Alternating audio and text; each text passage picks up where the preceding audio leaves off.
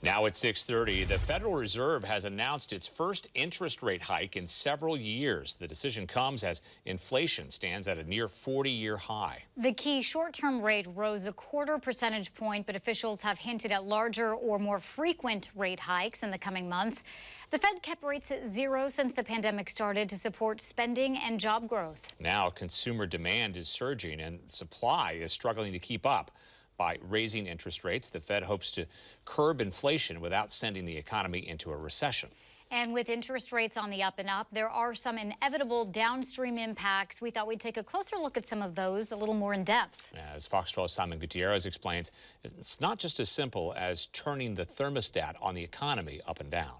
There's a ripple effect when the Fed raises its key interest rate. Borrowing costs increase, which leads to fewer car and home sales. Spending decreases, both among consumers and businesses slow down on expansion, which slows down wage growth. All of this has the cumulative effect of basically putting the brakes on the economy.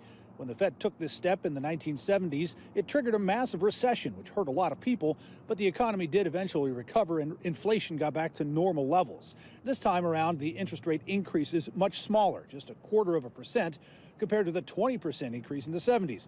The idea is sort of a soft landing that doesn't tip the economy toward a recession.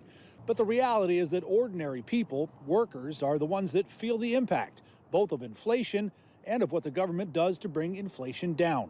And the idea there is that if we see inflation, we see price increases, that will translate into higher wages. And if we can put a dampen on wages, that will stop the prices going up.